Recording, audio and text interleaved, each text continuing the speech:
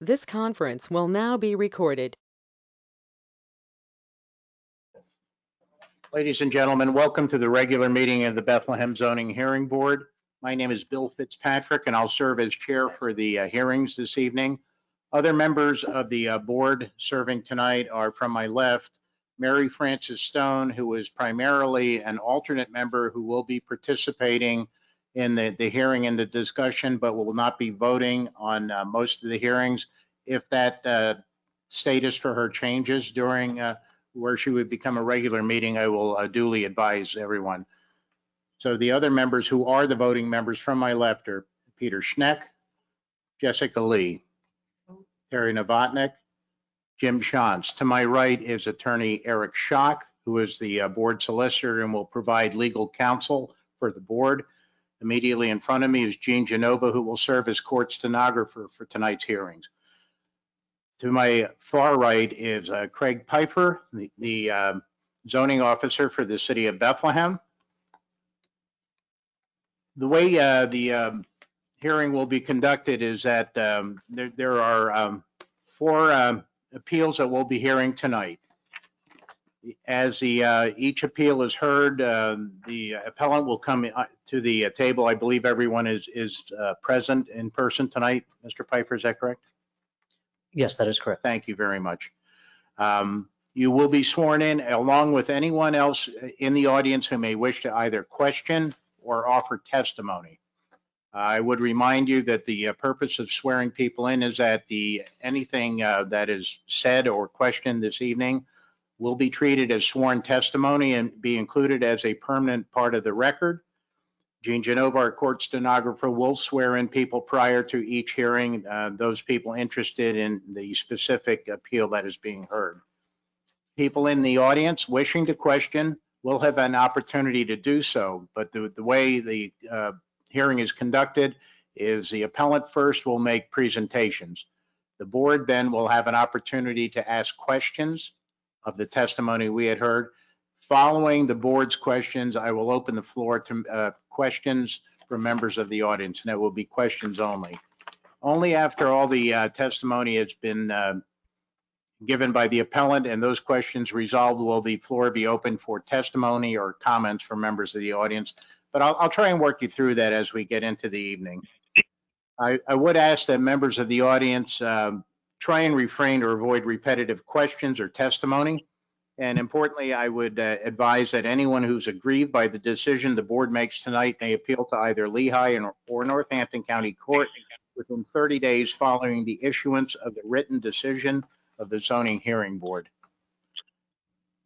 The first hearing that we'll entertain tonight is that of 125 to 127 West 4th Street. And this is the appeal of Larissa Woods and Luis Rivera. Can you advise us when the property was posted? When it was bought or posted? When it was posted, the yellow card that you had to. Thursday, last week. Thursday of last week. It was earlier than Oh, that, no. yeah. It was the day I picked it up. Would it be acceptable that it was in greater than 1 week? That's fine. Thank you very much.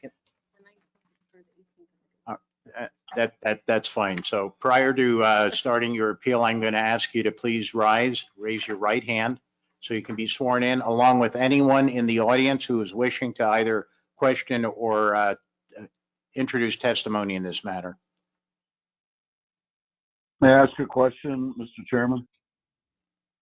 Who is speaking? Bruce Haynes speaking on the phone. I just wanted to clarify that we will be able to be sworn and ask questions as well? Or do I have to come over to City Hall? We're doing that right now, Mr. Haynes. So if you think you're going to question or introduce testimony on this particular matter, 125 to 127 West 4th Street, that is a swearing in that we're doing at this time. We will do an individual swearing in on each subsequent hearing. Can I clarify? Okay. Are you coming up on the screen as C0? I'm not on the screen. I'm only on the phone. Yes. He's okay. Actually, okay. He's so C0 on our screens, Mr. Haynes. C0 will be him. Oh, okay. And it is pertaining to this matter, Mr. Haynes? No, I'm not, it's not. I'm just clarifying whether I have to get dressed and come over to City Hall or whether I can participate by phone. You can participate by phone. Okay. Okay, And, thank you. Get to each hearing. If you find that I haven't asked people to be sworn in, I'm sure somebody will remind me up here. Okay. So at this So point, am I permitted in, am I party permitted in City Hall? 125 to 127 West 4th Street.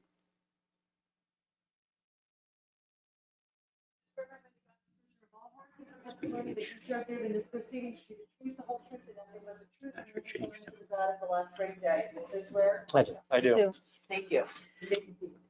Okay, Mr. Piper, I'm going to call on you a little bit later for something, but can you give us the facts of the case, please? Sure. This property is located at 125-127 West 4th Street.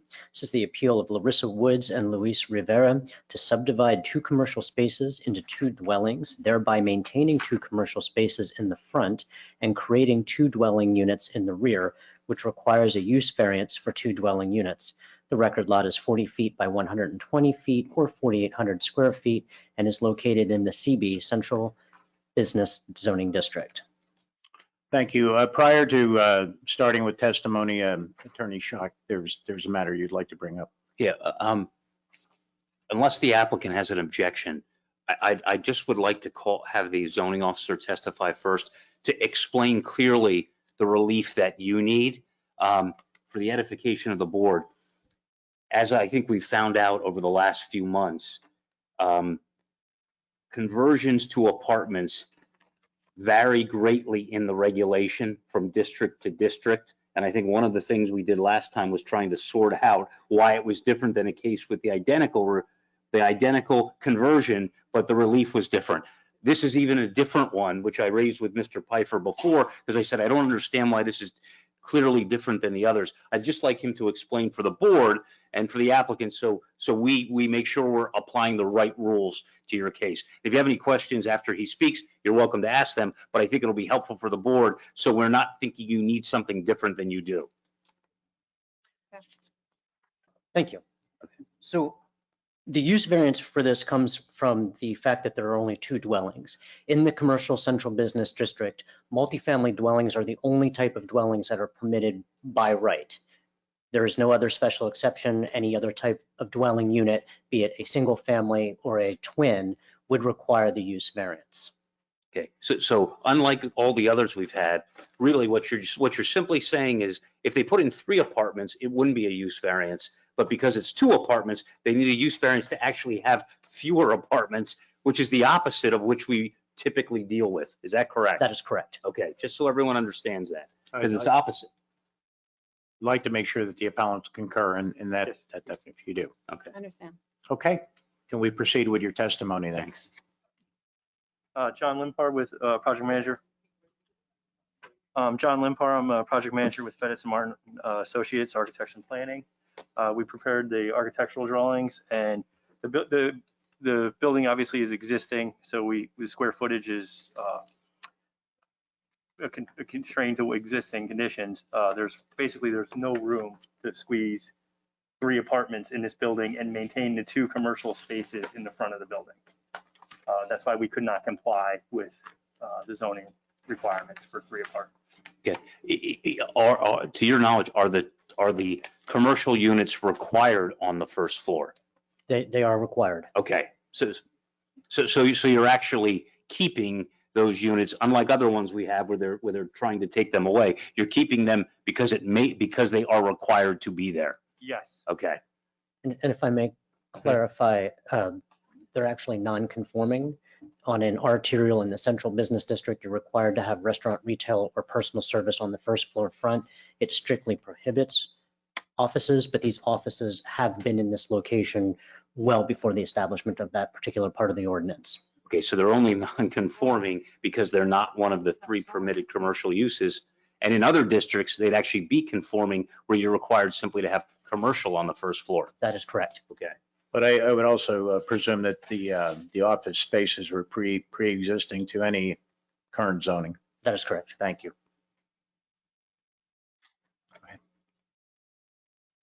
That's all we really have. I mean, Okay. it's basically can't fit a 3rd unit into this building. Okay, so why don't we just ask a few more questions? What are those two office uses, and do you know how long they've been there? Well, I could give more information on that. Can you give us your name? My name's Larissa Woods, Okay. and good afternoon, Mr. Chairman and the board. So this building, I mean, I've looked into the history of it. For what I found out, I mean, it dates back to 1920. There was a restaurant in it for a very long time, probably up into the 40s to the 50s.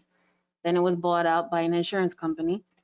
There was an insurance company there for a while. Then Paul Matos, which I'm sure probably a lot of you are familiar with him, who's a very, very popular man in the Bethlehem district. He had a tax company there, did a lot of taxes for a lot of big businesses in the Bethlehem area. We became good friends with him. He did pass away. His son Scott took over that building. On the right side of the building, which is 125 West 4th Street, that has not been touched in decades. I guess somebody did go in there and try to do some type of construction, but it was demolished. It hasn't been touched. There's nothing that has been in that side of the building on 125. So 125 is a vacant office Has been space. vacant. Okay.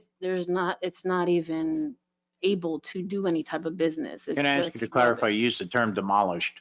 Can I you, mean, it's not, I mean, if you walk in, you would have to do renovation to put any type of. all right, it had It's nothing to not- do structurally with taking Exactly. any part of it. Thank you. Right, I apologize for that. As of, on the 127 side, that was Paul Matos' business for decades.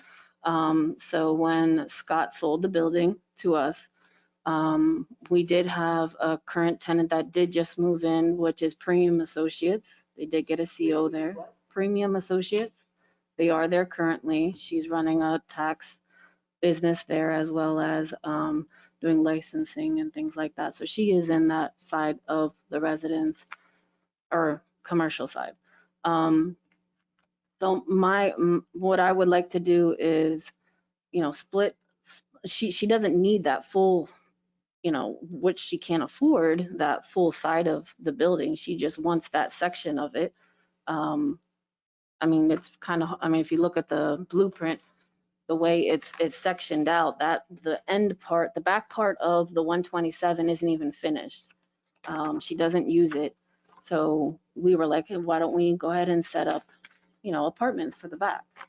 And, to make the use of Bethlehem, make it residential for residents. So that's what we would like to do. Okay, so, but you're asking to have the rear of both 127 and 125 be residential. So in other words, the 125 space would remain an office, but be not the full depth like 127. Exactly. Okay.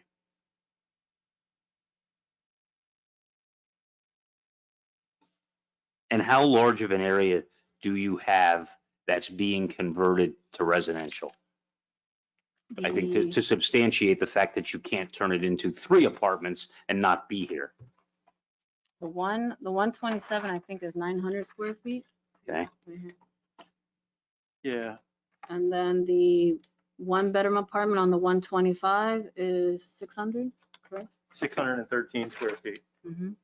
But with the long rectangular space that, that we're working with and have the 2 storefronts in the front, it's not possible to get 3 into the back with the structure of the building. The center wall of this building, the masonry center wall, is a bearing wall and it is Okay. a structural wall. So you can't get rid of it. Exactly.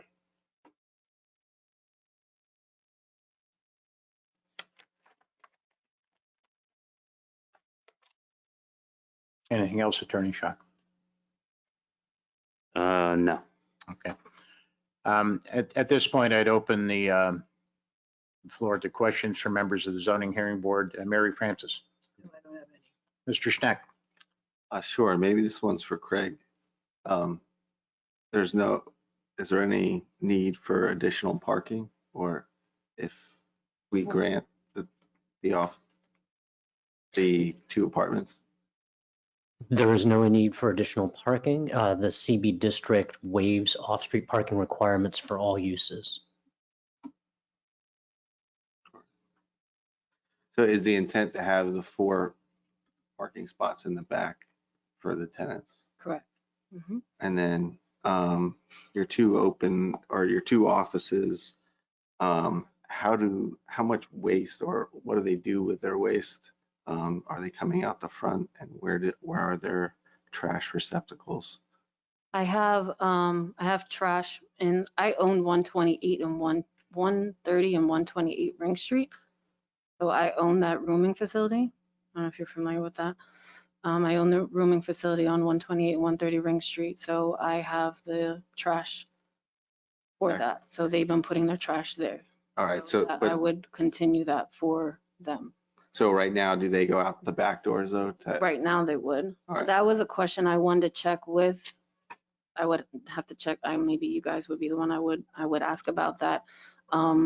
You know how every building has that little walkway?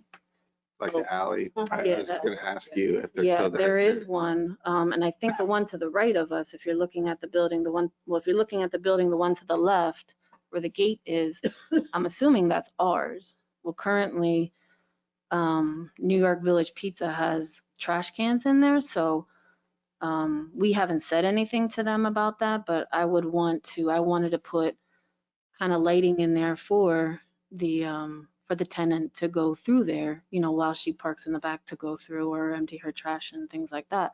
So I wanted to see if that was our Yeah, issue. I don't think we're going to be able to define that for you. That would have to be something you would bring out in testimony to request from us. Okay. Um,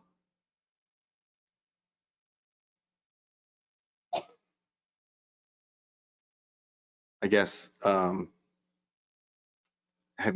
did you try to find other tenants that would take the entire space and failed? Do you know of any tenants that you could find to fill that space, or is it just not the market for that right now? I haven't put it on the market, no. I'll be honest, I do not want to put a restaurant in there due to the whole COVID situation. I'd rather do some type of office or salon or, Yeah, I'm not saying Something like a that. restaurant. I'm just saying, looking Um, at the whole space, I guess you're not aware of any tenants that are looking for a larger space other than the tenant that you have right now. no, Okay. no. I mean, maybe I should bring this up. And he thought it was a good idea. I should bring it up. I actually want to move in the 2-bedroom condo in the back.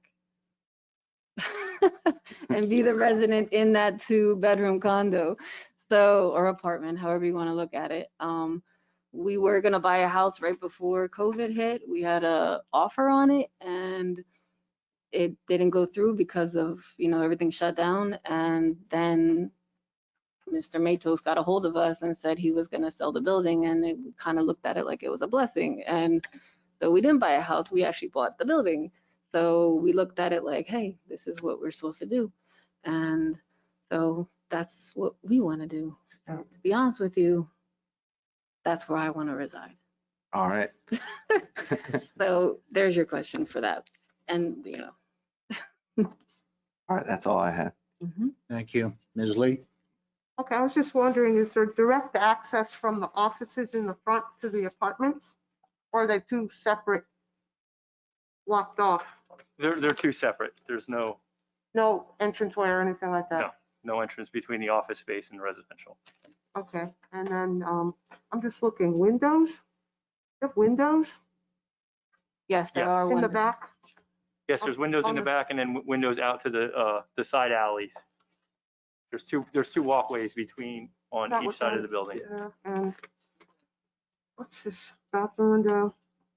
Because that's just a very narrow walkway. It's hard to see what's Right. beyond your facade, to Mhm. see what's going on back there. Yeah, there's a lot of hidden windows in that building that have been covered up. I Oh, mean, okay, there's a lot, like when I talk to the historical side, I'm recovering a lot of the stuff in the building back to what it was.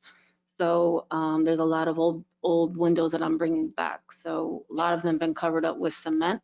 So I'm going to be bringing them back. So that sounds great. yeah, so I'm very excited about that. Okay, and the building on your, looking from the front, the building on the Left, not the pizza place, the other side. Mm-hmm, How close 123. is that to you? Is there a walkway back there Yes, or? yes, there's a walkway. Okay, Mm-hmm. it's hard to tell from the photo. Yeah, if you look at that green door, there's Yeah, I was wondering what that was, if that was their building or the walkway with the green door. yeah. Yeah, there's a walkway. Mm-hmm. Okay. All right, thank you. Okay, You're Mr. welcome. Novotny. For the zoning officer, is there any zoning issue involved with the owner occupying the building? None. That's my only question. Thank you. Mr. Shantz. No questions. Ms. Woods or Mr. Rivera, can you describe to me with the residential unit that will be created in the rear of the property, is there a yard in back of there or how is access given to the proposed residential part of both of these buildings?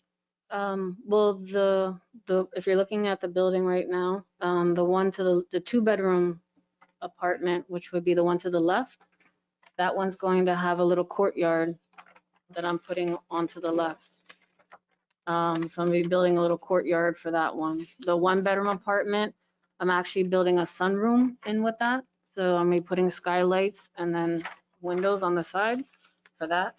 So that would be like kind of like a little courtyard or a little indoor sunroom. There wouldn't be a yard for that one. Maybe down the road, I wanted to propose something like a deck on the top of the roof. I don't know, I haven't thought that far yet, but maybe, I was just wondering about the flat roof, yeah. if you were gonna, I mean, maybe build up down the road, but I mean, if possible. But I mean, I can, I was thinking of maybe doing an upper level deck. We can, That's something you may do. That's not part of what you're asking No, it's not for. on this, Okay. no, but, Okay. cross my mind. Mr. Piper, can you advise the board what other certifications or departments will have to be involved before this could move forward, assuming that the zoning hearing board would grant relief? So the next step would be building codes.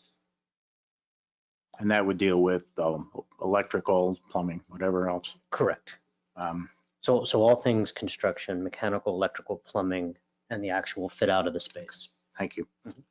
I have no other questions. Last chance with the board. Anybody else with a final question? Yeah, if I may, I just Yes, have one quick question. Why not make it just one big apartment then? I don't need it that big. I don't have kids anymore.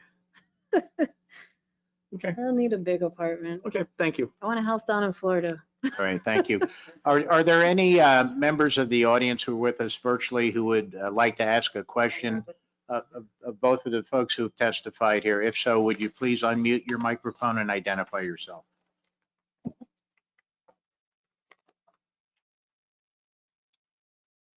Hearing none, I would invite any members of the audience with us virtually who might wish to introduce comments or testimony. If you choose to do so, please unmute your microphone and identify yourself.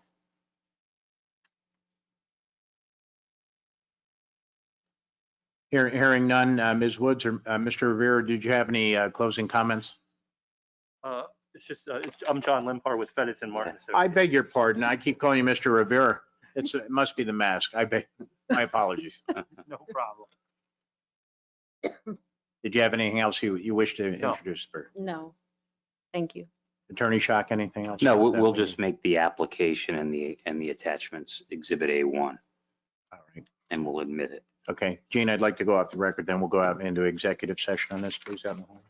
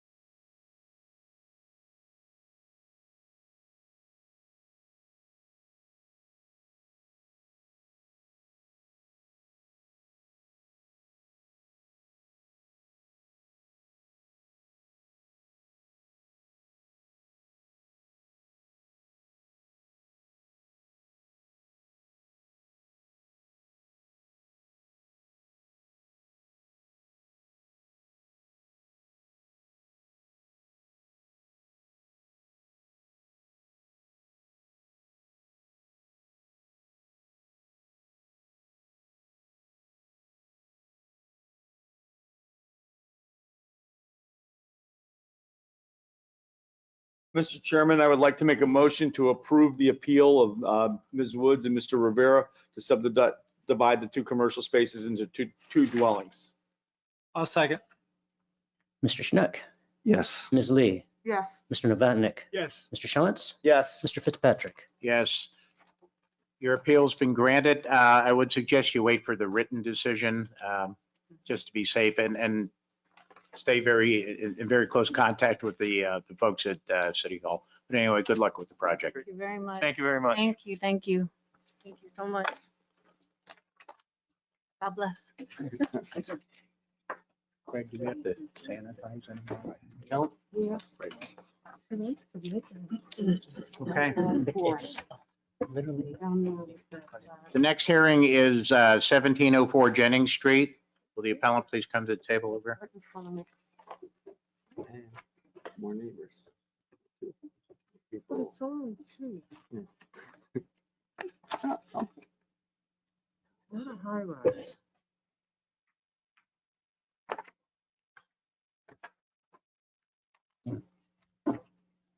The next appeal is that of 1704 Jennings Street in the appeal of Michael Jacobs. Gentlemen, can you tell me when the property was posted? Wednesday, May 19th. Wednesday, May 19th. Thank you. And thanks for speaking into the microphones as we move forward on this. Mr. Piper, can you give us the facts of the case and then we'll have everyone sworn in? This property is located at 1704 Jennings Street, the appeal of Michael Jacobs for a dimensional variance to construct a pool within the yard setback, 20 feet required, 10 feet proposed.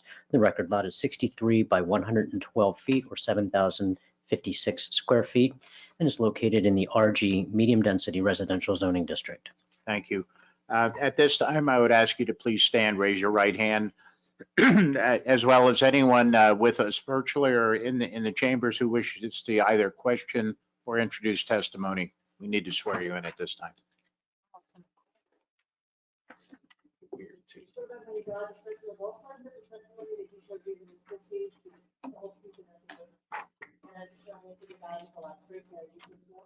Yes, you do.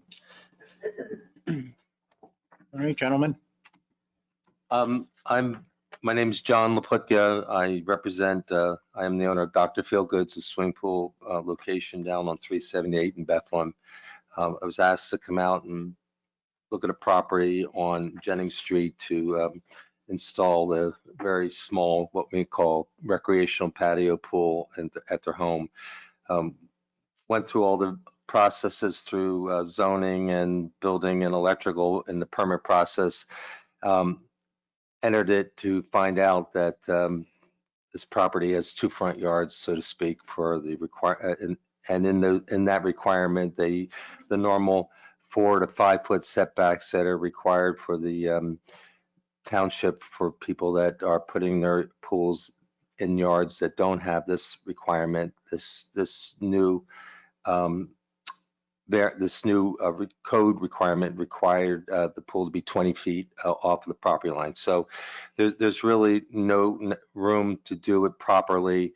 And we're asking for the capability of putting the pool on the side of the property and putting aside the 20-foot requirements. Okay, and I'm sorry, can you give me your last name again, please? Sure, the name's Laputka, L-A-P-U-T-K-A. Thank you, Mr. Laputka. Are there any questions of Mr. Laputka, Attorney Schock, for me? Yeah, just so we're reading the plan correctly, is on the plan you submitted, is the width of the pool, and when I say width, the like running from Hilton towards the house, is that 18 feet? Yes. Excuse So, me. okay, It's like 10, I'm sorry. is that 10? Yeah, I think I might. Gentlemen, the one request I have, Alvi, is that only one person speak at I'm a sorry. time. So, and we want to limit it to Mr. Laputka at this time, Okay, please. so it's 10 feet from the property line. Let me just check one thing Okay. on here if you could, please. Just 1 second. Sure. Just want to get the original contract out. It's been a while since I've seen it, so hold on.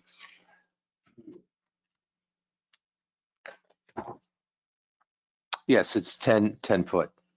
A 10-foot pool. Yes. And then what's the other dimension of the pool? It's going to be 20 foot, So it's 10 by 20. yes. So it would have to be 0 by 20 to be compliant, is what you're saying? Yeah. Right, okay. Okay. It does say 18 on our plan. Yes, sorry. Okay. Yeah, no problem. I was. All right, so it's 10 foot by 20 foot pool. Okay. And in looking at this, not to be, I don't want to make the presumption, but I think if you shift that anywhere, you'll never, I couldn't get any closer to the house than with all the living shrubs that are there at this moment. And no matter what I would do, I'd never get close enough to meet the setback of 20 feet. okay.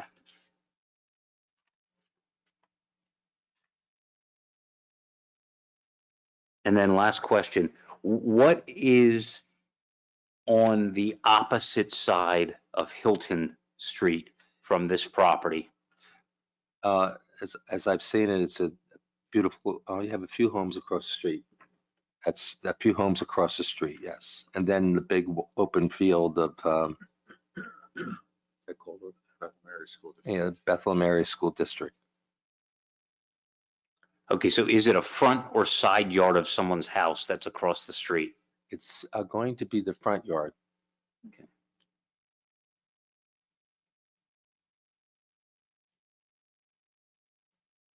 No, I guess that would be, apologies, that'd be the side yard, yes. Apologize, there we go. Okay, so a side yard of someone's home is across Hilton Street from Yes. the Mhm. pool, okay. And then, is there anything that obscures the pool from visibility from Hilton Street? In other words, do you have shrubs, fence, et cetera, that required or not? Now, gentlemen, one at a time. I was trying to limit the questions to Mr. Laputka. Okay. If we need to talk to both people, then I'd just like you to identify yourself first. Why don't you identify yourself and then answer the question? Okay. Yeah, this is Michael Jacobs, the property owner. Thank you, Mr. Jacobs. The photo you're looking at on the Google Maps is outdated. There is a 48-inch fence already around the property, which will be outlined with shrubbery that would block the view from the house that's on the corner of Jennings and Hilton opposite me. That's all I had. Okay, thank you. Questions from members of the board? Stone. Is the pool above ground or below ground? It's a below ground, it's an Below in-ground, yes. And well, then a level property would matter. It'd be flush with the ground, yes. That's all. You said this was one of your smaller pools, This is one of my smaller pools, yes. and it looks like it was a surprise to you that it wasn't considered a side yard. So to the best of your knowledge, it would meet the side yard setback. I'm used to, how should I say, 2 front yard properties, and in some townships, they make you declare which one's your front yard, Yeah. which one's your side yard. And in this particular case, we're declaring this a side property, but yet it still has this 20-foot setback requirement. I mean, they're classifying it as a front yard, which has a 20-foot setback, which is throwing us off. I guess, Craig, it looks like it's 6 feet. Is that correct? The side yard setback? The setback side and rear yard for a traditional lot would be 6 feet, correct? Okay. That's all I had. Thank you. Ms. Lee. Just curious about the height of the existing fence, the height. The existing fence is 48 inches high. Gene, are you able to keep track of who's responding? Thank you. That's all I have really. It's a pool. Okay. Mr. Novotny. No questions. Mr. Shantz. No questions. I have no questions. Are there any members of the audience with us virtually or in chambers who would wish to ask a question of either gentleman at this time?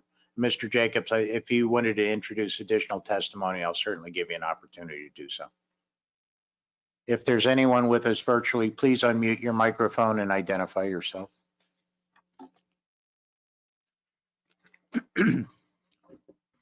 Hearing no one,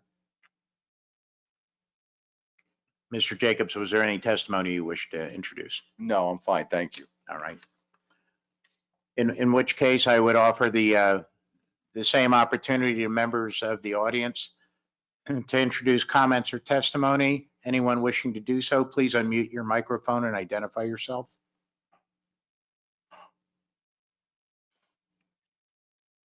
Hearing no one, gentlemen, was anything in closing you wanted us to consider? No. All right, Attorney Schock, anything from you? Nope. We're good to go. All right, Gene, we'll go off the record then. Do we,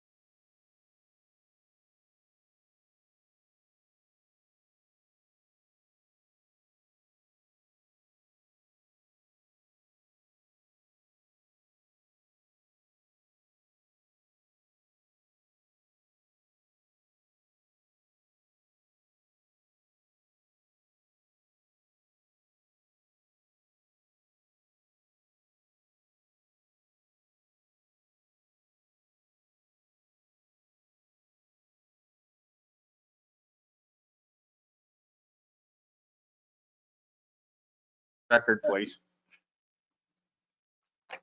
Mr. Chairman, I'd like to make a motion to approve the appeal with the condition that they install, maintain the fence and shrubbery as testified. I'll second the motion. Mr. Schneck, Yes. Ms. Lee, Yes. Mr. Novatnik, Yes. Ms. Shantz, Yes. Mr. Fitzpatrick. Yes. Your appeal's been granted. I'd suggest wait for the written decision and Thank you. stay in close contact with the city on it. Good luck with the project. Thank you. The weather's getting hot enough to where you're going to have a need for this, huh?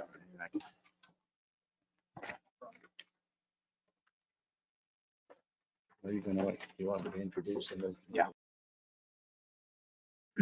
All right, the next hearing is that of 246 East Union Boulevard in the appeal of Brandon Lavano for a special exception to operate a bed and breakfast as well as variances. If you would please come over to the table and take your seat there. Mr. Chairman, I would just like to state for the record that I would like to recuse myself from this case since I'm an affected neighbor. Eric, do we want him to step down from the stand? That doesn't matter. It might be better if he does. Yeah. Okay, so then, Mr. Fitzpatrick, you have the option as the chairman of appointing an alternate to be a voting member for this case, if you would like to do so. Thank you. And I'd like to appoint Mary Frances Stone to be a voting member on this case, to assume the duties of Mr. Shantz. And I'd like it duly noted that he has stepped down from the podium. All right, prior to swearing folks in, Eric, can you give us the, Craig, I'm sorry, can you give us the facts of the case? I could do it. I was gonna say, do you want Well, no, you speak more articulately, Craig. This property is located at 246 East Union Boulevard. This is the appeal of Brandon Lavano for a special exception to operate a bed and breakfast and a variance to reduce the off-street parking requirement, 3 required, 2 existing. This record lot is 20 feet by 102 feet or 2,040 square feet and is located in the RT High Density Residential Zoning District. Thank you. Gentlemen, can you tell us when the property was posted? It was posted about 2 months ago, March 13th. Okay, so shoot. Oh, Josh, sorry. I'm Josh Lavano, part of the property owner for 246 East Union Boulevard. All right. At this point, I would like to ask you to please rise. And I would ask anyone in the audience who is wishing to either question or testify to please raise your right hand and be sworn in. Swear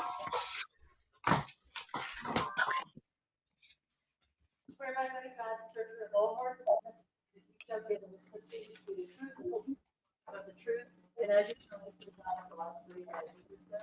Sorry. You may be seated, ma'am.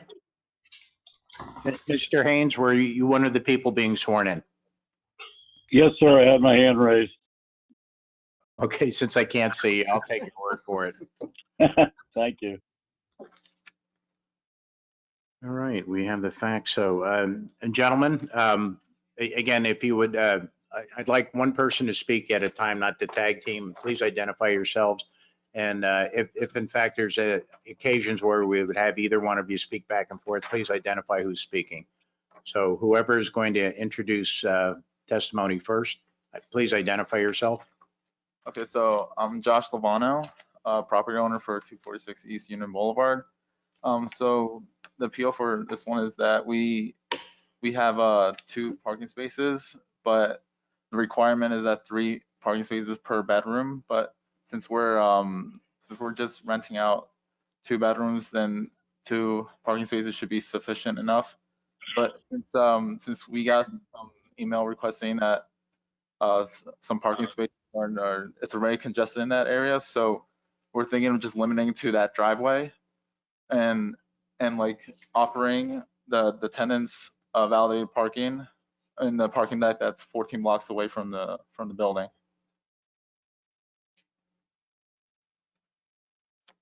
And is that it? Yeah. Did you say 14 blocks? Is it 14 blocks? About approximately 14 blocks. Okay, I just misheard the number, thanks. Attorney Schock, did you have any questions, Mr. Lovano, before I ask the board? No, except I think, Mr. Pfeiffer, am I correct? They also need a special exception. Correct. Okay, so they should, I believe, run through Right. the requirements in that section, which is what section, Mr. Pfeiffer? That would be 13. 20, hang on a second. It is 1325.07. Mr. Lovano, in your testimony, are you prepared to address the needs for consideration of this special exception? Yes. Would you like to do that now? Or will the other gentleman be testifying on that? I'm sorry. You want? All right, say it again. Sorry.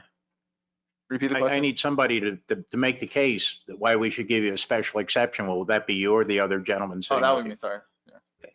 So I think you should grant us the case just because this is the only building or the house in this area that has a garage in it. So we want to like use that as an opportunity to host like a bed and breakfast, considering there's a garage and then there's a driveway as well. That's it. Well, Erica, is that easier for you to? yeah, there's Thank 8 you. requirements for a bed and breakfast. So why don't I just read them and then you can give your opinion on that. So the first one is no more than 5 rooms may be offered for rent in a residential district. Does your proposal qualify? No, there's only 3 bedrooms. Okay, and so I'll be living in one of them. So there's less. You're offering 2 for rent. Okay, so 2 rooms for let. Okay, the second one is it must be in an existing structure and not a new structure or outbuilding. This is an existing house, Yes, correct? Correct. Okay, and is it part of a twin? Twin, yes. Okay.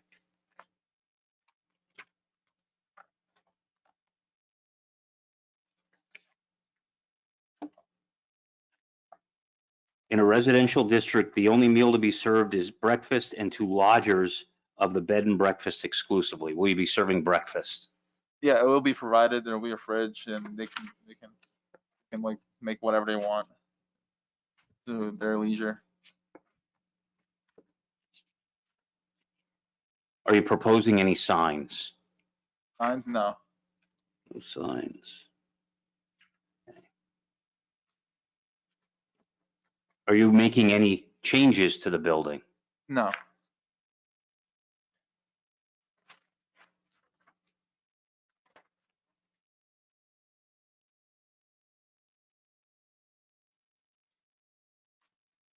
How many months a year will this operate? That's pending right now, so like, because we recently got the house last month. So right now the sellers are in the house right now. They're renting it out until they're built, until their house gets built. So once they move out, then we're going to start a process.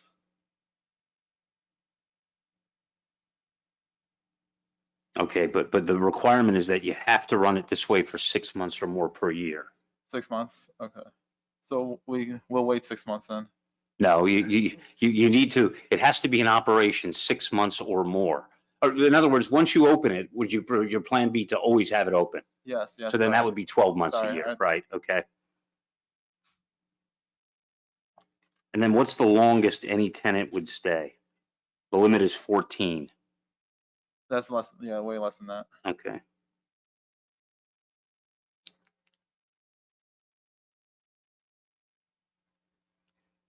All right. And then can I just have Mr. Pfeiffer explain the parking variance If you for would us? please, Attorney Scheich, thank you. Yeah. And thank you for that, because I believe we need to make a clarification on the Right. way the legal ad was written. When the applicants and I met, we talked about having 1 bedroom for rent, but under testimony, they're saying that they'd now like to rent 2 bedrooms. The parking requirement is 2 spaces for a dwelling and 1 additional space for each unit to be rented. Therefore, if 2 bedrooms are to be rented, the total required off-street parking spaces would be 4. The applicant can reasonably accommodate 1 in the garage and 1 in the driveway. So the relief is now 4 required, 2 provided, 2 for relief. Thank you. Okay. So I think the proposal then, is your proposal the same, that you would have 2 spaces now validated in the deck 14 blocks away? 2 spaces, yeah. All right.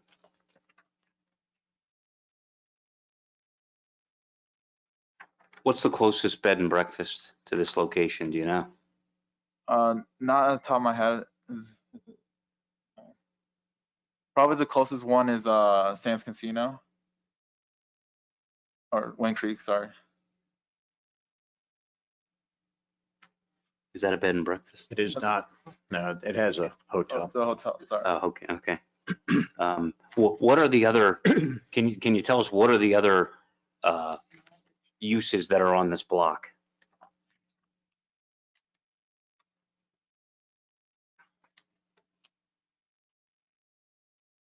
There's mostly just like townhouses. There's also the universities nearby. Lehigh University and Moravian College. Lehigh University is not in your block. Oh, Is it? no, it's I believe the Moravian. question was, what's in the immediate block there? Is it residential? Yeah, or just is it residential. Or are there any commercial uses in the immediate block No, not that I know of. and across the street from you? No. All right, so the neighborhood is just other residences to your Yeah. knowledge. And then, Mr. Pfeiffer, you were scrolling. Is this proximate to Moravian? In other words, or is it houses on both sides? I'm unaware of any Moravian College building on this particular block. Okay, I didn't think so. Okay. All right. That's all the questions I had. Thank you. Did we want to go over just the general requirements on the Yeah, special exception or? yeah, well, that was 13. Because we're almost sort of touching on that. And bear with us because we'd like to go through the threshold of what has to be established for a special exception or the relief you're requesting. I believe it's page. Why don't you give them a book and show them the special exception? And just ask them to Just read ask over. them to If you look at you want the page? Yeah. You want, Yeah, I'll pull it out of my handy, book. that's great. Sorry, You want, I'll pull it out of my book. actually, that would be very helpful. Thank you. There you go.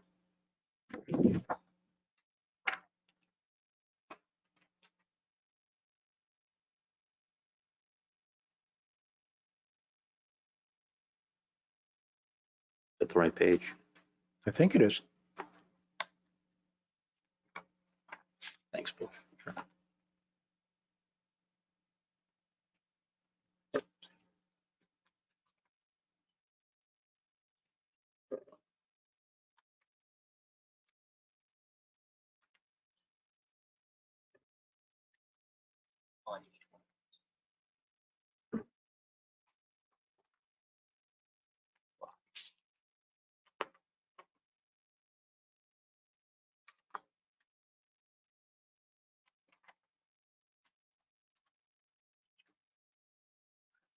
Okay.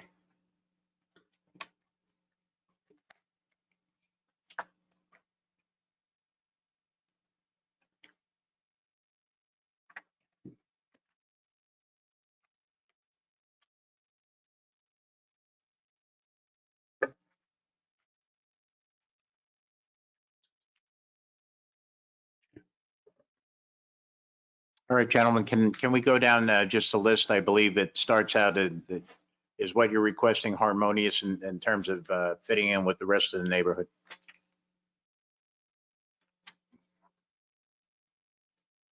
Can we go down one by one on there? Just address them. My name is James, property owner, James Levano.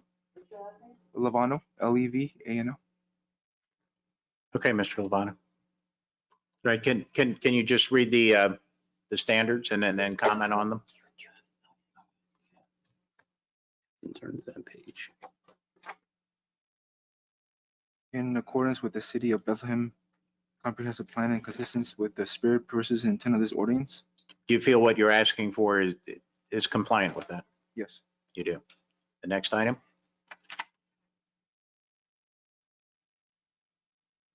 In the best interest of Bethlehem, the convenience of the community, the public welfare, and be a substantial improvement to property in the immediate vicinity. Do you feel that your proposal? Yes. That? Yes. You do. Okay. Next item? Yeah, it's hard to hear you. Sure. Yeah. Suitable for the property in question and designed, constructed, operated, and maintained so as to be in harmony with the appropriate in appearance with the existing or intended character of the general vicinity. Yes. What you're doing would be in harmony with the rest of the neighborhood. Yes. Thank you. Next item? In conformance with all applicable requirements of this ordinance. Yes. Okay, thank you. Attorney Schock, anything from you before I ask the members of the board? No. All right. Members of the board, Ms. Stone, questions from you. In your original statement, you mentioned that for the additional parking space, you would park in front of the driveway. But in your testimony, you say you're going to provide valet parking. So is it valet parking then? It's valet parking. And you're not parking in front of the driveway? No. That's all. Well, kind of just as the valet parking, where are you going to park the vehicles then? In the parking deck, which is. It's the Bethlehem, James Levano. It's the Bethlehem parking garage. On Walnut Street? Walnut Street, yeah. Thank you. Sorry. Mr. Schneck. Sure, you mentioned that you'd probably live there. No, I do live there, sorry. Yeah, so you will live there full Yeah. time. You said that you are improving the neighborhood, in your opinion. Yes. Can you explain to me why you think you're improving the neighborhood? Just so people, like, more people are attracted to the Bethlehem city because it's like a historical city. So we're just trying to keep it like, because usually it's just residential areas in that area. So we just want to give it a little diversity and making it a bed and breakfast. So you said it's mostly residential in that area. So do you think a bed and breakfast would change the character of that neighborhood? Yes.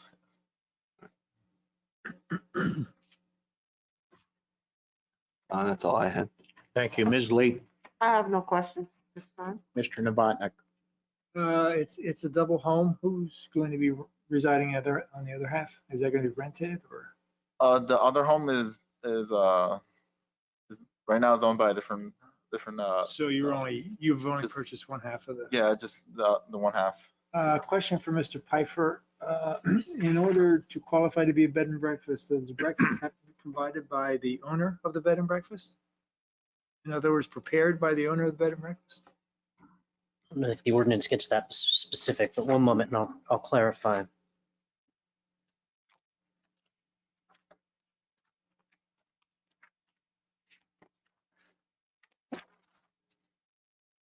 It doesn't stipulate necessarily who makes it. It just says in a residential district, the only meal to be served is breakfast, and it's specific to the lodgers of the bed and breakfast exclusively. Okay.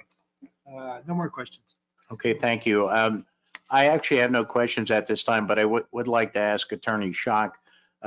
We've received a letter from Mrs. Barbara Kelly, who may or may not be with us, but I believe our practice in the past has been that we will take due notice of this, but we'll just receive the letter and accept it on face value. Yeah, so I believe you've seen, Mr. Pfeiffer, did you give the applicant letter or letters that you received? Correct. I gave them one I received and one email I One received. email, okay. Okay, And- just aware that we did receive it. Okay, and then we have an email, correct? Correct. Okay, so the board's practice has been in the past to admit these, but acknowledge that they don't have the ability to cross-examine this. So, the rules of evidence are relaxed, but you have to temper that with, they don't have a chance to cross-examine. Just But they to certainly, clarify. oh, I'm sorry. No, go ahead. I was gonna say, but certainly if they wanted to testify to refute something, they could do that. But what I'd like to do is open the floor for questions from members of the audience at this time. All right. Just make sure there are no final questions from members of the board. Okay. At this time, I would like to welcome questions only at this point from members of the audience with us virtually. If you have a question to ask, kindly unmute your microphone and identify yourself. Go ahead. Hi, my name's Eileen Gentili, and I live next door at 244 East Union Boulevard. Okay, now this will be questions only. Could you spell your last name for me, please? Gentile. Okay, Eileen. Go ahead, your questions. So my question is, will this be marketed on Airbnb? Yeah, so it'll be marketed there. And is that a legitimate zoning issue under the bed and breakfast? And that I think is a question for the zoning folks. Does Airbnb qualify under that bed and breakfast heading? Yes.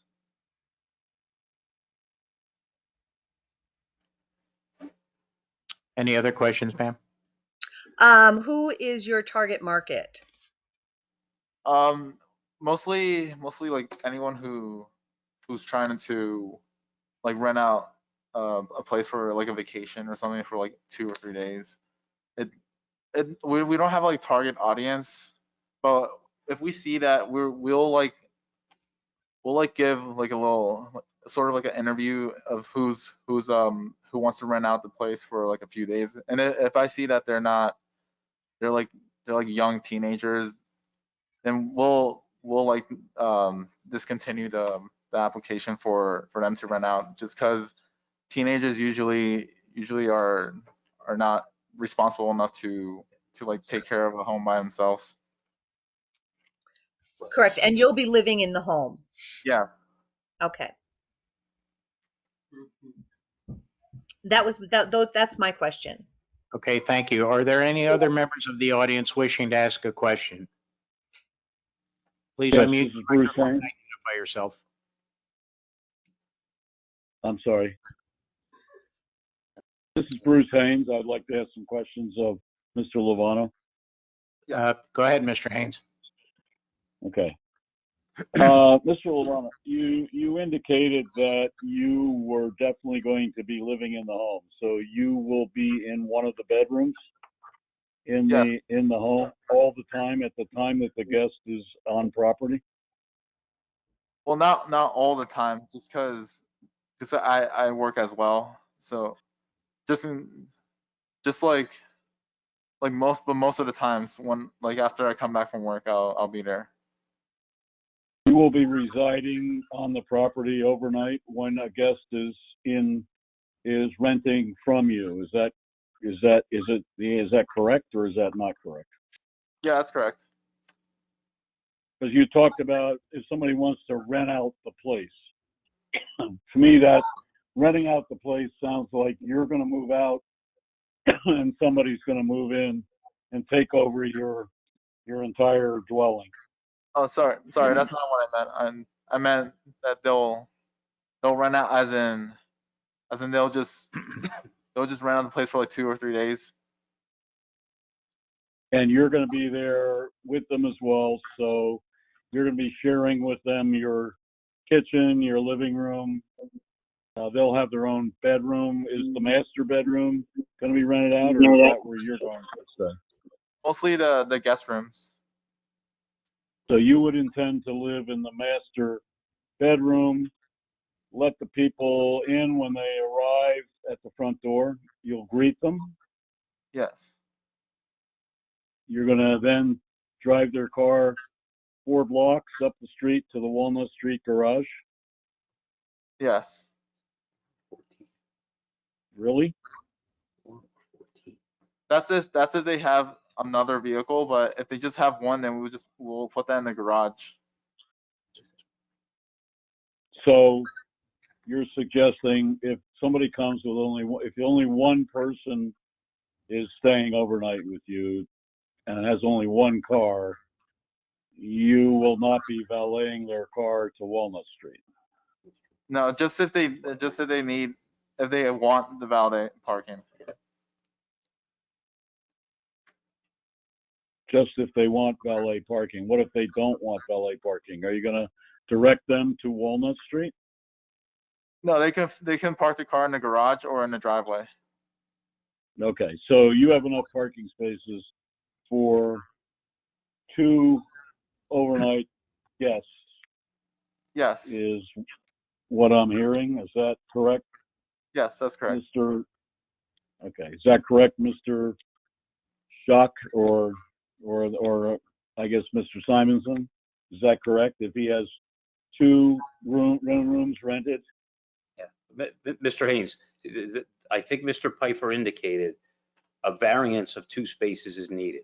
So regardless of how many you jam onto the property, there's 2 legal spaces at this property, the garage and 1 space in front of the garage in the driveway, correct, Mr. Pfeiffer? Correct. And 4 are required. So while someone might be able to squeeze more cars on, that's irrelevant for zoning. There's 2 legal spaces and 4 legal spaces required, correct? Correct. Okay. Okay, so Mr. Lovano, you do understand that in order to get a bed and breakfast license, you must be on the property when the guests are, when the guests are there. You cannot just rent out the place to a guest and leave and go to the beach or go wherever you're going to go. You got to be there. Do you understand that? Yes, I understand. Okay. So you're going to be a host, sort of like a hotelier, if you will. Yeah. Okay. And you have no intention to buy the building next door to 248? No, sorry, I didn't hear. No intention for what? You have any intention to also buy 248 East Union Boulevard to No. perhaps do the same thing, or not? No. Okay. So your intention is just the one side, only to host guests in Bethlehem, in your residence, up to 2 guests, for transient guests, and that's it. And that's your plan. Yes. Okay. Let me see. I don't think I have any other questions. Let me just see. You have only 1 living area, 1 kitchen, correct? Correct. So they'll be using your kitchen, or you'll be making the breakfast, either or. Yes. Okay.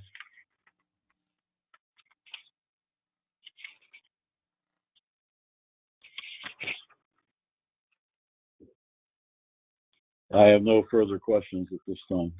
Okay, Mr. Haynes, thank you. Ms. Gentile, it looked at me like you might have been raising your hand. Are you asking to speak again? If so, please unmute your microphone. You need to unmute your microphone. I can't hear you. Yeah, no, I was actually flagging down the son who was making a lot of noise. Okay. Be quiet, be quiet. Job of it. We were all quiet when you did that too. Yeah, you got all. You were well trained by your mothers, unlike my children. Well, those opinions would differ if you asked our mother, probably. So, are there any other members of the audience with us wishing to ask questions at this time? And to make sure, are there any final questions from members of the board? And at this time, having no other questions, I would open the floor for any comments or testimony from members of the audience with us. Mr. Chairman, if I may, I do have two things. That I'm I'd like to sorry, share. Mr. Pfeiffer, go ahead. It's okay. In reference to the question asked about Airbnb, the city does have another ordinance, 1739, that describes and regulates what we call short-term lodging, and it's not under the zoning ordinance.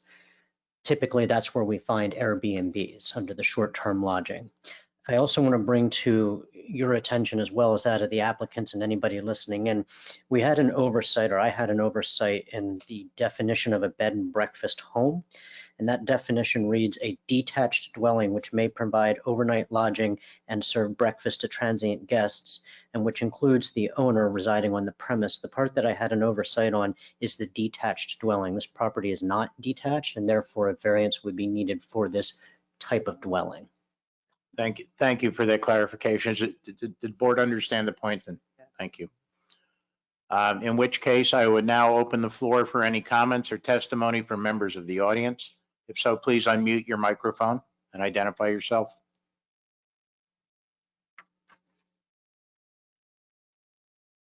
Ms. Gentile? Yes, my name's Eileen Gentili. I'm your next door neighbor at 244. My comment is I am all for free enterprise and entrepreneurship, but I sense that there is not a clear thought out plan as to who is going to be your guest, what are the ways to market in this area. You didn't really seem to know the area, which is okay if you're new, but there are commercial businesses on the street. We have the, Pantry Pride, we have a barber shop on the corner, we have a grooming shop. There are a number of, commercial entities on the block. I just want to make sure that, that it's not, people just coming in, having parties. I mean, I don't think it will be. Just that, like, what would be the difference between doing it this way or just having roommates or doing long-term rentals? So, I mean, the parking is very tight on the street.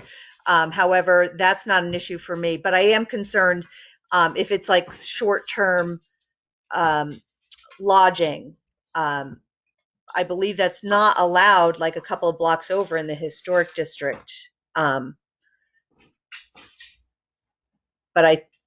so there are some concerns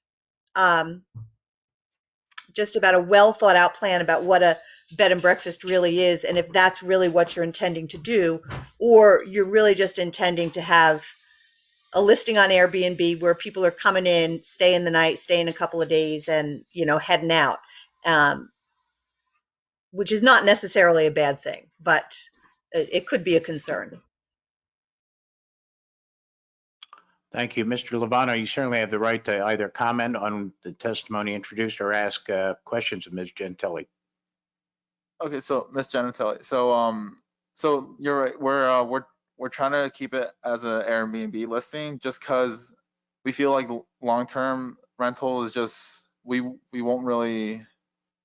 We're not really sure about long-term renting for us because we're not sure like what kind of tenants we'll get. But with the Airbnb listing, we can like see like who's renting, who wants to rent out the place, and we can tell if it's like students, like college students, like that wants a night for like party stuff. We'll like immediately decline from that offer. Okay, thank you. Any other testimony from members of the audience? If so, please unmute your microphone and identify yourself. Mr. Haynes? Yes, Bruce Haynes. I guess I just want to understand that the neighbor that was asking questions has very legitimate questions. The reality is, Mr. Lovano, that you're not going to really know who's renting from you ahead of time on Airbnb, whether they're college students or whether they aren't college students, or whether they're a couple of drug people coming in to town.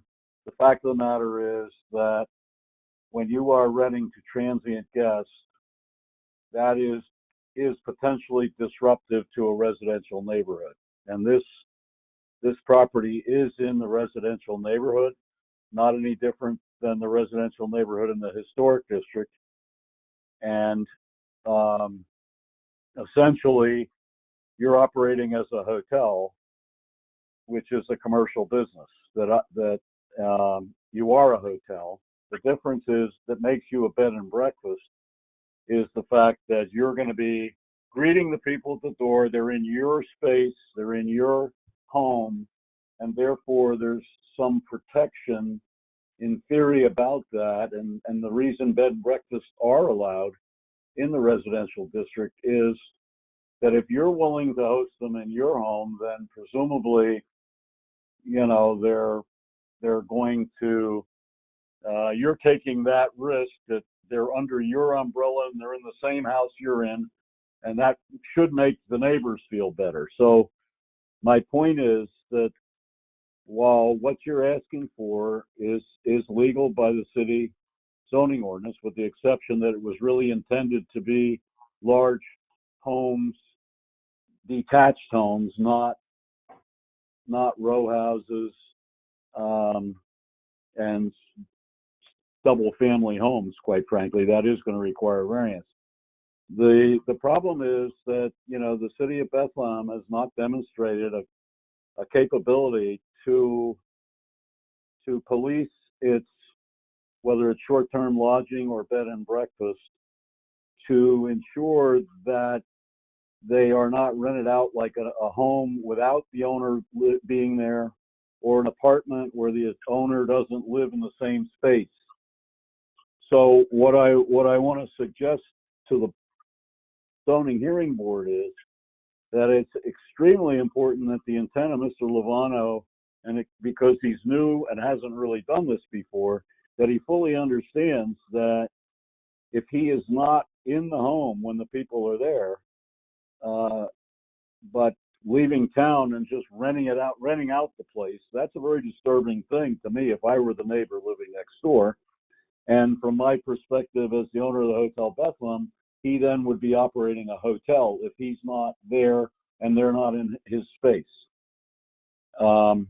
And my concern is if he changes his mind partway through and decides to live next door, or, you know, buy the building next door and live next door and just rent this out, that we have commercial intrusion of hotels into residential districts, which is what has happened in the historic district. And the city has failed to enforce its zoning ordinances in that regard throughout the city. There's at least 15 to 20 of illegal hotels operating in residential districts across the city with no action being taken. So to introduce another one of these, I think it's extremely important that we see, and that it's very clear to Mr. Lovano what the ground rules are, and before you approve any special exception. Okay, Mr. Haynes, thank you.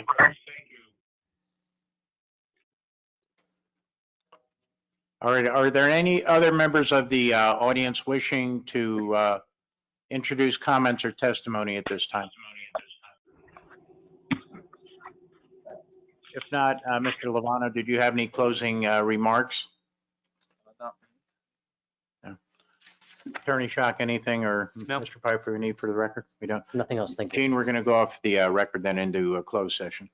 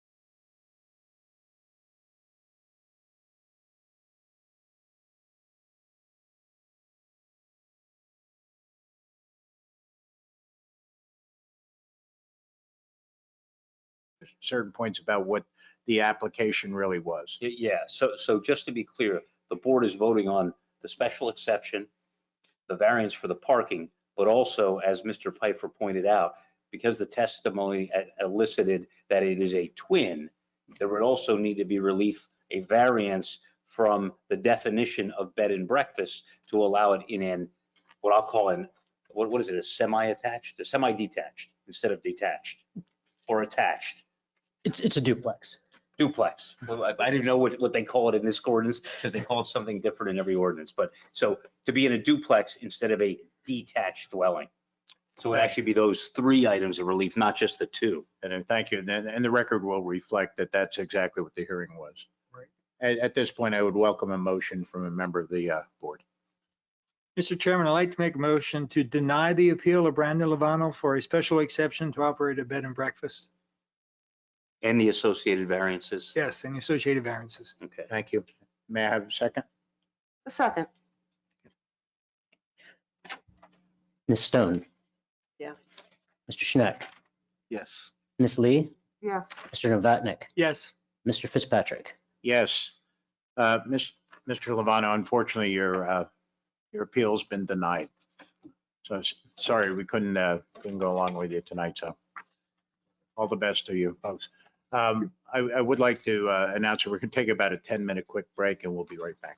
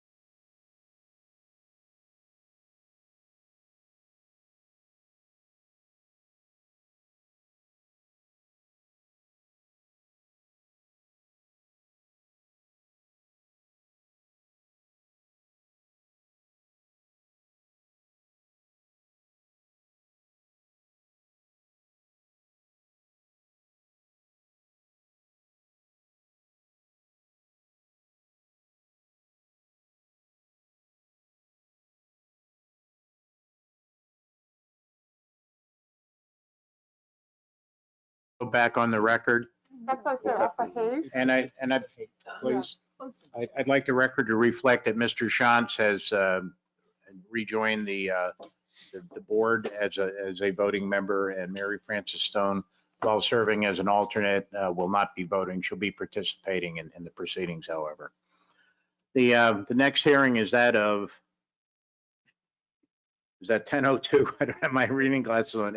Evans Street, the appeal of Pat Ruggiero. Yes. On behalf of Rugans LLC.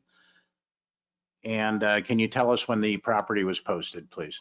Last Wednesday, the 19th. It was, okay.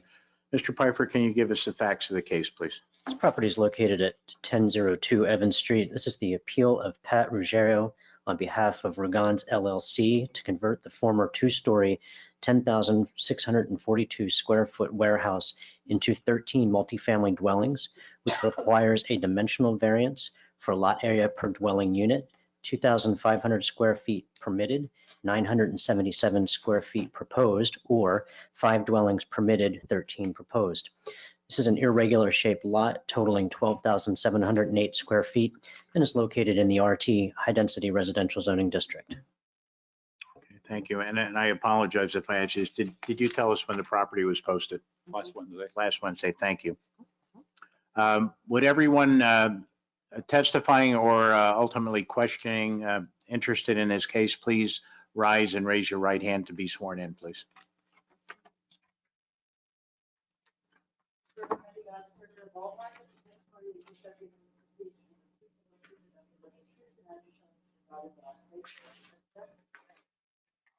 Okay, thank you. Attorney Holzinger. Okay. I'd like to call Lucienne to testify. Lucienne, if you could state your full name for the record, please. My name is Lucienne Di Piazza Duli, and I'm a principal architect at Artifact Architecture in Bethlehem. Okay. And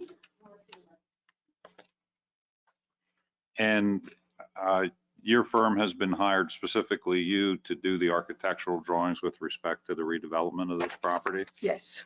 And this property is located at 1002 Evans Street. Can you describe to the board where that's located in the city? 1002 Evans Street is located at the east end of the south side in Bethlehem. It is a residential area that formerly was housing for the former Bethlehem Steel site. So, and this is sort of, Evans Street is sort of parallel with 3rd Street. It's between 3rd Street and 4th Street, past Hayes Street. Okay, and to the east of the PNC Bank, which is at the corner of Hayes and 3rd? Yes. Okay. And one of the things I noticed with respect to this property, it's sort of a maze to get back in there. Is it because of the one-way streets? The one-way streets are very particular. And how would you describe the neighborhood in which this building is located? So the neighborhood is a typical workforce neighborhood that got developed around the activity of the Bethlehem Steel Plant. It's a single families with the small gardens, and something very particular to the south side and to the workforce neighborhood, and particularly to Bethlehem, is this neighborhood had a lot of social halls that were related to the different ethnicities that worked at the Bethlehem Steel site. Close by, there is a all Hungarian club, Hungarian, that is now a sort of church. This warehouse was part of a small industrial activity that was related to the Bethlehem Steel Plant. Next by, there is a former club called Casablanca, where workers used to go after work. And with the follow the Bethlehem plant, the soul of this neighborhood, of this side of the city, was lost. And you can see it, and the properties around are a little bit run down, and the big social halls like Casablanca or like the former Hungarian hall. I've had a long time before somebody could get some use of it, and they're like this eyesores in the middle of the neighborhood. Now, in this particular building, do you have an understanding what the prior use was? I think you indicated it was warehousing. As it was a warehouse, yes. Okay. And when you got involved with this building, how would you describe the condition? I mean, was there a lot of trash and? Structurally, it's a very sound building, but because of the location, the fact that it's very difficult to reuse it for commercial or industrial use, has collected, yes, trash over the past 30 years. Now, the proposal with respect to this building is to convert it into 13 units, is that Yes. correct? And and for purposes of the record, we're requesting a variance from lot area density, number of units per lot area. Correct. And is it my understanding this is zoned RT? And if your building is less than 3.5 stories, it's 1 unit per every 2,500 square feet. Correct. In this case, we're asking for 13 units, which would bring the density down to how many square feet? It's 977 square feet. Okay. Yeah. Now, I'm going to ask that exhibit A101. I don't know if you can, the site plan, this one here. Or I don't. Oh, Craig has that A101. That's it, I think. No, it's not. No, it's the one without the parking, Craig. Hang on. That's fine. Was it part of the original application? The one that I sent at the end of the afternoon. This would be the most recent one that I received. This one here. With the 2 floor plans and the site plan. The first one would work, Craig, that you First had. one works okay? The prior one, yep. Okay, we'll work from this one. I assume there's just, okay, now we got rid of the overlap. So this building is on the south side of Evans Street? Yes. And which way does the lot slope? It goes south to north. South to north. So in this particular drawing at the top, it's higher than at the bottom, correct? And for your proposed parking, I understand that those areas exist right now. Yes. And the demarcation between the 4 spaces that back out onto Evans and the 4 spaces that are above that, and that there's a wall there? Yes. What's the difference in elevation? It's about, I would say about 6 feet. Okay, so it's 2-tiered parking built into the hillside. Yes. Now, you described this as a warehouse, but when I look at the front of the building, it looks more like a series of garages that are stepped back. Was that for unloading and loading of materials? So this is actually very unique. The person who designed originally this warehouse had some thoughts about having this building to blend with the neighborhood and look more like little homes. And yes, each one of the garage entrance enters a bay where we assume that like construction trucks or just trucks went in and out to load and unload. Now, in this particular picture that's up now, that wall that is in to the right of the building, is that the wall that you just described that was 6 feet for the proposed tiered parking? Correct. Now, at the site, it looks like there's some debris and stuff.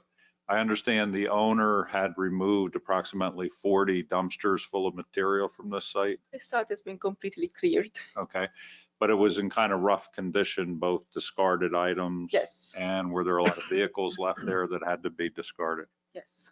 Okay, now going back to the plan, Craig, with regard to parking.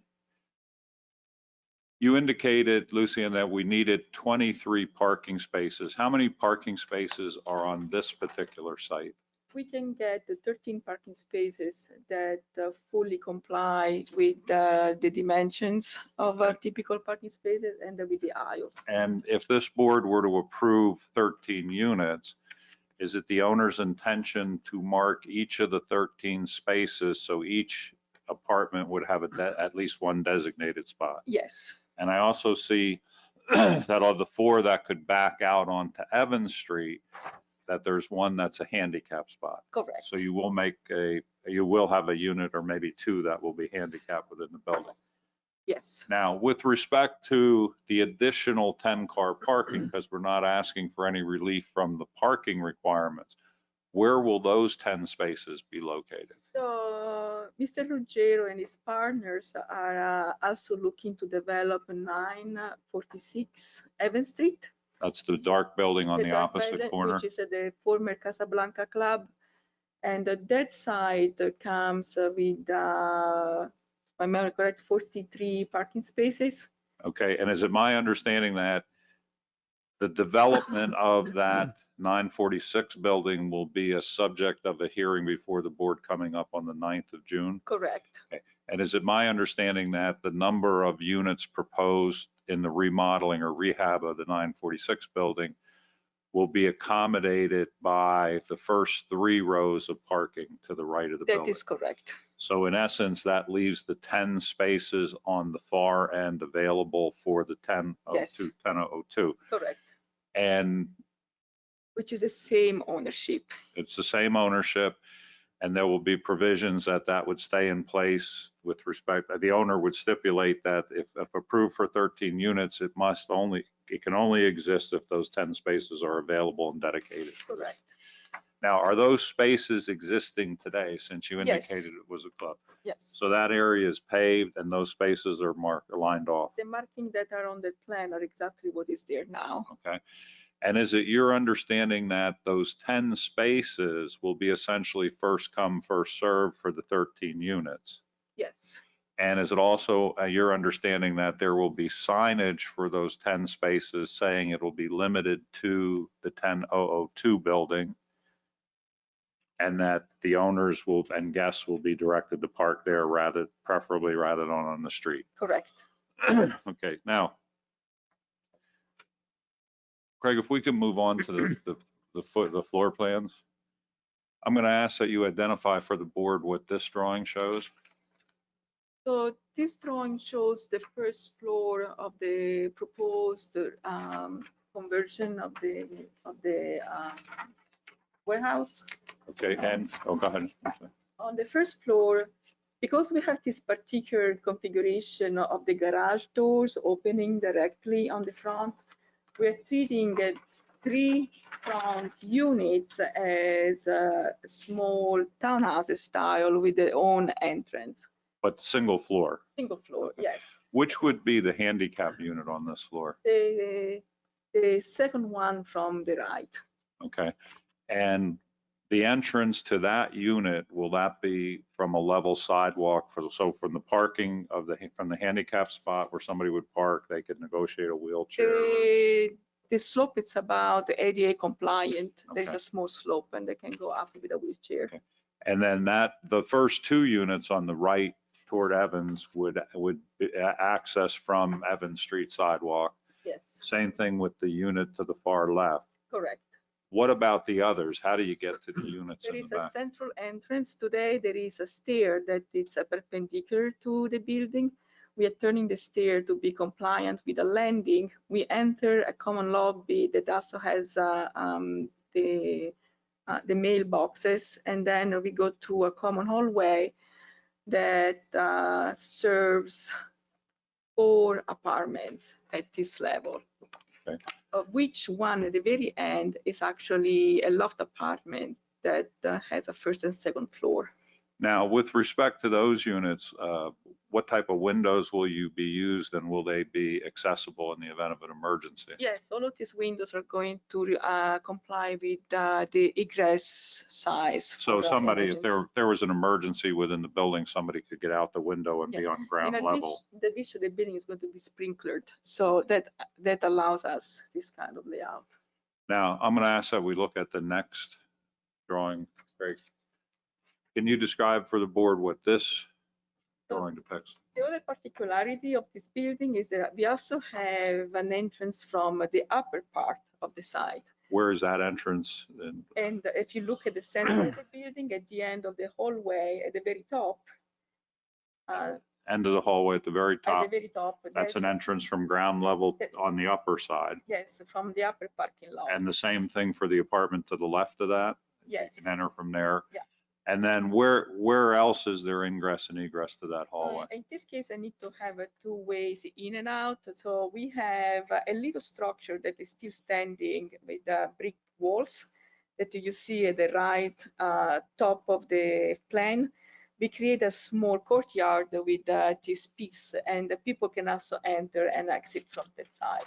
Okay. And there is an apartment on that side that also has a direct access. Now, it's my understanding that this property is outside the new designated student housing district. Is that correct? That is correct. And is it your understanding that the owners are not targeting student housing here? Absolutely not. What is the type of tenant that they're going to be seeking? Because of the nature of the neighborhood and also by the demand of the market, the owner is targeting workforce housing. Okay. And what about the amenities in each? Will it be central heat and air conditioning, or will they all have independent units? Yes, everyone will have independent units. Everyone has a washer and dryer, and it's already amazing how this building has some very big windows. Okay. So the quality of the light is going to be very good. And then in the upper parking lot, we also create a small parklet, a green space, a park. Sort of like a little picnic area or sitting area for the residents. Yeah. And yes. And Craig, I believe there's a site plan that shows some trees. Might be the next drawing. I don't think it has. Oh, we done? Okay. Do you have this one up here? Yeah, I have it. If we could show you this one up here. So this is the parklet.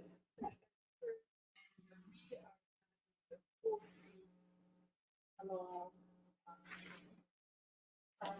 here, don't have enough setback to add this side, but we are looking at spreading a little bit the parking lot. And then the upper tier parking lot would be accessed off of the side street. Now, a couple questions with respect to the building itself. Why are you proposing or recommending that the existing structure be rehabbed as opposed to just demolishing it and starting anew? And, you know, is it a cost factor? And definitely a cost factor, but also the structure is a very sound conditions. It's a brick and a steel structure. Also, it will go against the principle of green buildings.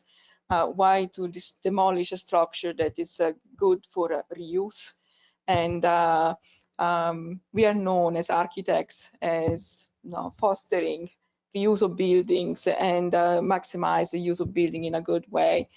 But definitely the cost of construction today will be almost impossible to build something of a sound as this structure. And is this the type of housing that you feel, since you're an architect based in Bethlehem, that the city is desiring to see, in particular in neighborhoods like this?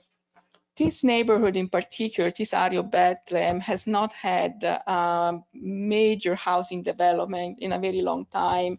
And it's a very needed intervention because of workforce housing. It's a big talk in this moment because there is lack of offer in the Lehigh Valley in general. And this was originally workers' housing around here.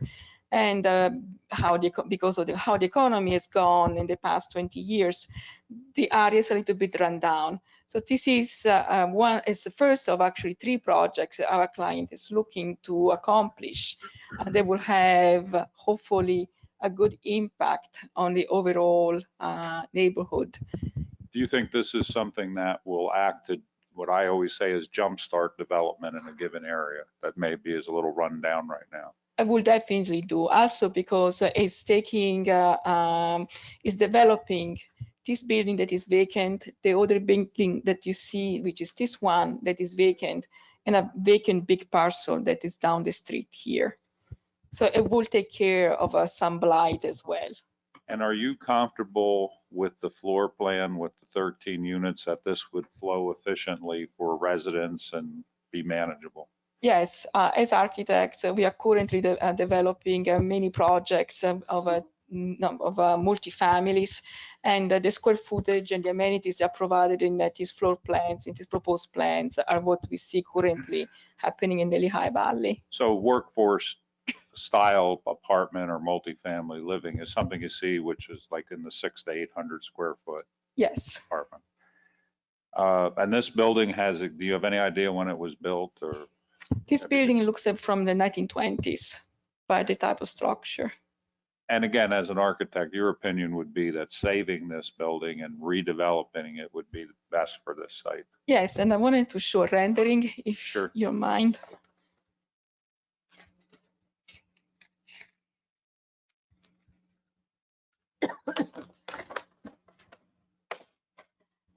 We have these two renderings. We started to work on the appearance of the building. When you see it, it's a very particular configuration. It has a very good presence into the neighborhood and on the street view, and it has architectural qualities that are very unique, and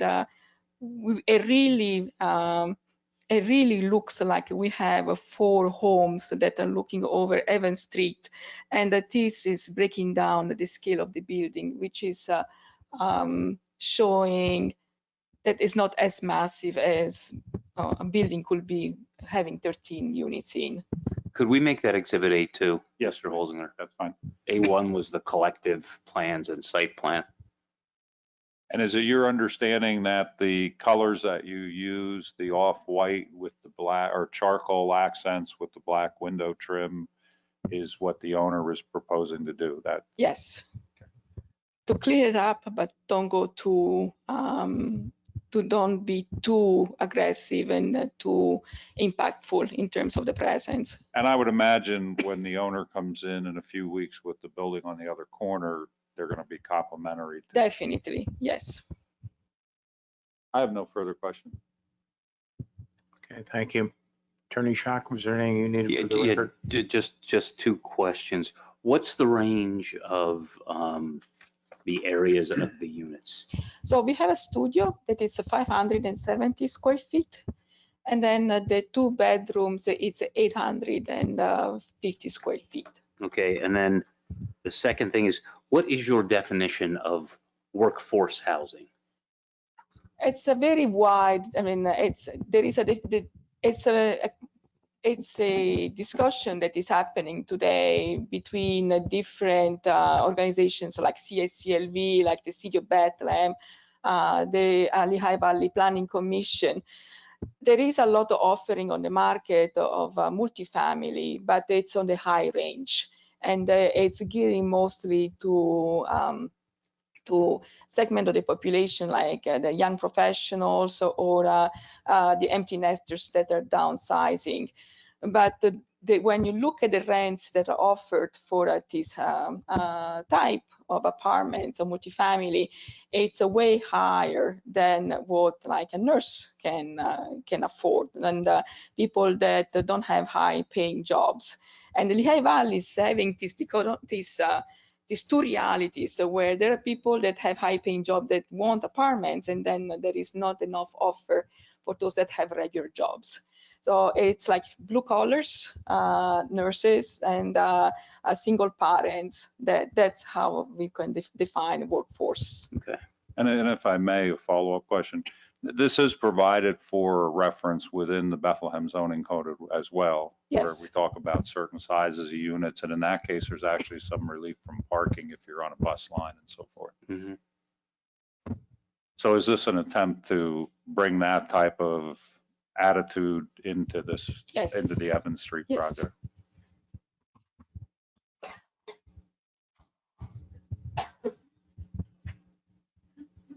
That's all I had. Oh, it is. Okay. Questions from members of the board? Ms. Stone? The 946 building, that's going to be redeveloped, I believe you said? Yes, so we are coming June 9 to present that one. Oh, okay, so then I won't ask about it. But that the structure then will conform, I think you mentioned, to the proposed structure here? Yes. Okay. And what is in 1012 and 1014. What is, Those are single homes that have more than one family. okay. Okay, that's all. Thank you. Okay. Mr. Schneck. Sure, you said, you testified that it was a unique design. I'm going to say it's kind of a unique property that you sit on. So was it difficult to figure out how to arrange the apartments in there? I went very fast, and I put the whole way in the center, and they came out. It's actually lays out, it's a building that lends itself very well for layouts. But it would be difficult to rearrange it in a different configuration. Yes, it is. Yeah, because it's very rectilinear, and the structure itself too is very directive.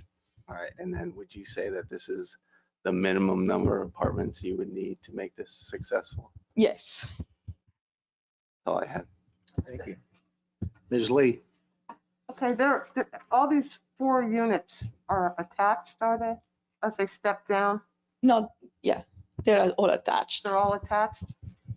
I'm always looking at windows. I don't know why. And what's across the street from? It's a mix of little shops and single families, and buildings have maybe 2-3 apartments in. Okay. There's a very nice general store with the very nice empanadas. Yeah, and is there a church up the street? Making me hungry.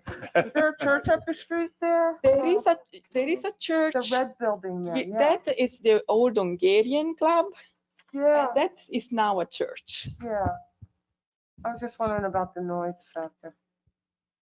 The noise? Yeah. I never heard anything from them, so. Okay. Just curious. Okay. That's it. Mr. Novotny. No questions. Mr. Shantz. I have a gut feeling I really know this building. Is this the old Gonzalez Brothers construction building? Yes. You mentioned that there were a bunch of cars taken out of there. All the cars are taken out of there. Was there much environmental damage? None.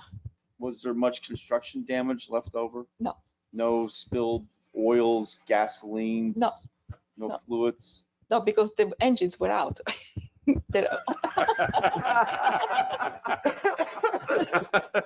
Why does that not shock me? Nobody went for parts. So was it a chop shop? I mean, no, it's just, and because I know the old you show another building on the plan or on the drawings you gave us tonight, 942. Who owns 942? It's the same partnership. It's Ragans LLC that owns it. Is 942 going to be part of the 946? Or am I jumping ahead? The 942, yes, that one is already owned by 946 and 1002. Okay, will that be, and I know I'm probably jumping in and I shouldn't be asking, but considering that you're going to be using the 10 spots off of that lot for this lot, and you're saying that next month you're going to be using all the other spots, I take it that 942 is like no impact on the parking? No. Will that be part of the units? So what's going to happen? It's there is a 946, and then there is a 944 to 940 to 944, and then there is 934 to 940. So all of these 3 are going to be together. Okay. And the big lot that you see, the 946 and then the next door lot are going to be the parking spaces for 946. Okay. And then it's going to be 23 spaces. And then there is the next 10 that is going to be, it's like the leftover, the extra spaces that are going to go to 1002. Did I hear you correctly that the vehicles are going to be backing out onto Evans Street? Actually, they don't need to, because we have between 25 and 30 feet behind the parking, so you can come out in the property and go into Evans Street. And the lot is clean today? Yes. Thank you. You're welcome. Thank you. I actually have no questions. Attorney Schock, anything you needed for the record? Yeah, I guess just one question. Is the range of areas of the apartments the maximum you think is appropriate for workforce housing? In other words, why didn't you do 10 1,000 square foot apartments or whatever the math would work out to be?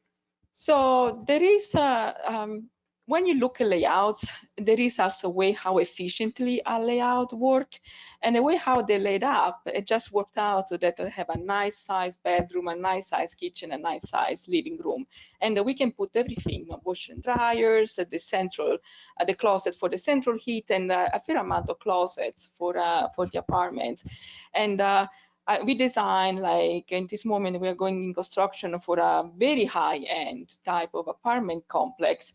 And we also have 650 square feet apartment spaces. And it's really just the amenities really that increase the fact that the building is more of a luxury building. Here we don't have amenities like a gym or like a community room or like Which helps to keep it affordable, I presume. exactly. So that's really the difference in terms of design, because I design the same way how I design the high-end apartments. Gotcha. And if I may ask a follow-up on that, would it be safe to say that by coming up with the 13 as opposed to making some of the units bigger, you're trying to keep the rents at an affordable rate, Correct. but still command enough income to support all the costs of the improvement? And we have not sacrificed on the sizes of anything. They all are actually even bigger than what the normal size would be.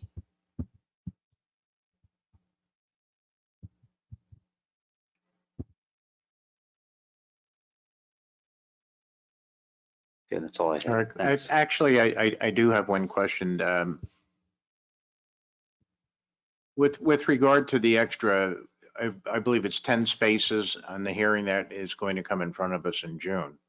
Is there a contract or a covenant that guarantees those spaces? We would stipulate that no matter who owns the spot where the 10 spaces are located, that would be a covenant running with the land that it's committed to the 1002 property, so long as that's operated as 13 apartment units. Yeah, It can't be I was gonna separate. say, yeah, so in the past, Jim, the board has attached a condition in similar situations that you would provide a copy of a recorded covenant to the zoning officer in connection with this. Correct. I'm assuming that would be an acceptable condition if the board were to vote. Absolutely, and it would be a covenant running with that in case they sold that project, Exactly. that it would still be subject to. Yeah. And we'd also stipulate to signage indicating that these spaces are for 1002 tenants or visitors or whatever the case may be. Okay. Something that we would approve, run through the zoning office. Thank you for that clarification. Last bite at the apple, everybody? Nobody? I do have a question. Go ahead, Mr. Piper. Thank you. Lucian, is the intent for these 4 spaces to back out onto Evans Street? Is this a full width curb cut? Yes. Okay. So we will provide drawings to engineering department to do that. To that end, my concern is just that there's a 25-foot setback requirement from any intersection for a curb cut.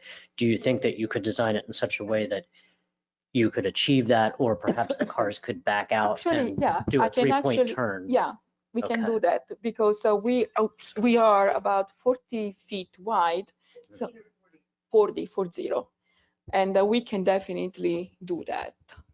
Okay, so I just have one other very simple question, which is, can you email me the exhibits that you have up here on the I board? did. You did already? Thank you. Okay. Is that it, Mr. Piper? That's everything. Thank you. All right. I would now open the floor to anyone joining us virtually for questions only at this point. If there's anyone wishing to ask a question, please unmute your microphone and identify yourself.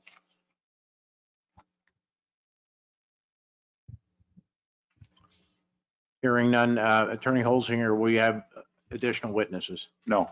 Okay, at which time I would then offer anyone who's with us virtually the opportunity to testify or offer comment. If you choose to do so, please unmute your microphone. Hearing no one, Attorney Holzinger, did you have closing Sure, very quickly, I think we all understand this is a dimensional variance for lot area per dwelling unit. It's a balancing act with how many units we're proposing offset against the cost. I submit to you that this will probably jumpstart this area, and more specifically because there's going to be a project coming in with respect to the 946 property to follow it up immediately. There are some areas of the city that have just been forgotten, and I think this is one of them, and you have to start somewhere. And I think personally, I think it's a great looking finished product, and I think this will work in this area, and it will bring the type of affordable housing that we need.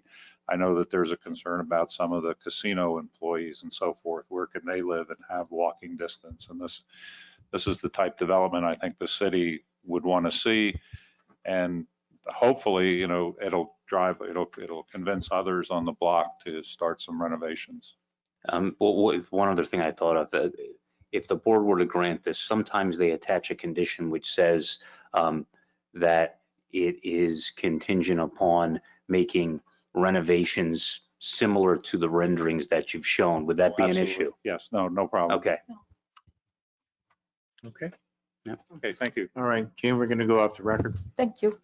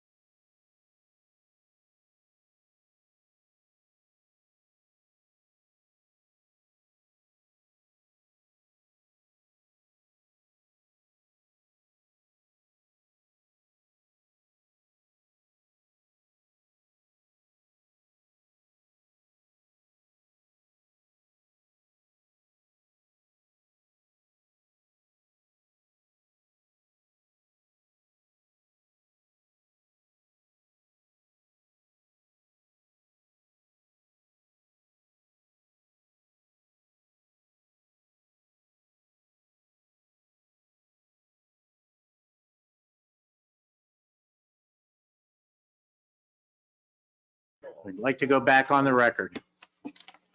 Mr. Chairman, I would like to make a motion to approve the application of Pat Ruggiero on behalf of Rinzo LLC to convert the two-story former warehouse into a 13-unit multifamily dwelling, subject to the following conditions.